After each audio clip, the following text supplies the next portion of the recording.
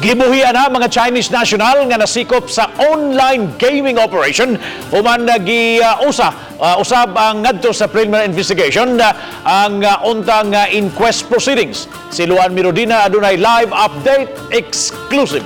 May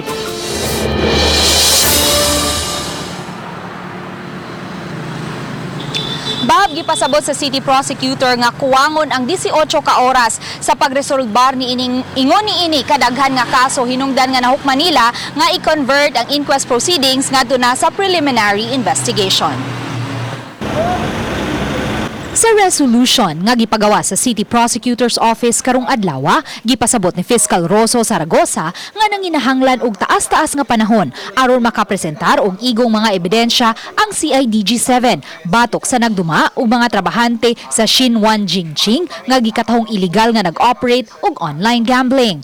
Ang CIDG-7 miduso og 11 ka mga kaso batok sa gitumbok nga mga langyaw subay sa Presidential Decree 1602 nga nagpahamtang sa mas bugat nga silot sa illegal gambling o Republic Act 10175 kalabot sa cybercrime. Although niingon sila nga naka-bet sila online but wala sila mo submit og convincing evidence nga ang katong ilang gi-try pag-bet online ma-referred or ma-indicate nga didto gyud gikan sa katong diin ilagi search warrant.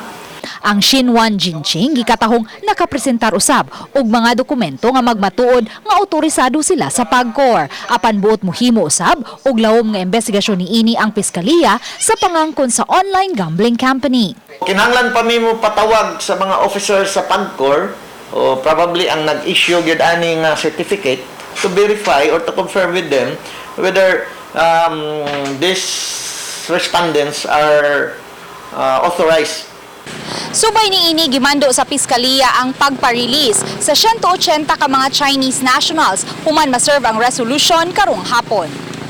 Sa pikas bahin, gihimakak sa city prosecutor nga special treatment ang gihimo nilang pagpahigayon sa inquest proceedings din ang mga prosecutor ang miadto sa nimutangan sa mga langyaw.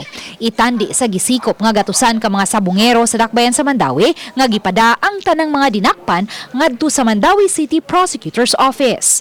Probably naka-learn og lesson ang CIDG na or police officers nga it would be costly to the government. Sa akong pagbana-bana, it would be practical nga kami na lang mo adto kay dako na pud unya ng gasto sa gobyerno kay ang CIDG is part of the government baya.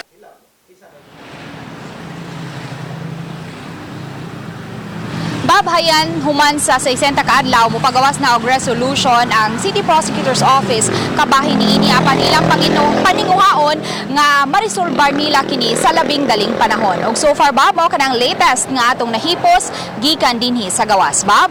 thank you so much, Mai, sa imong live report.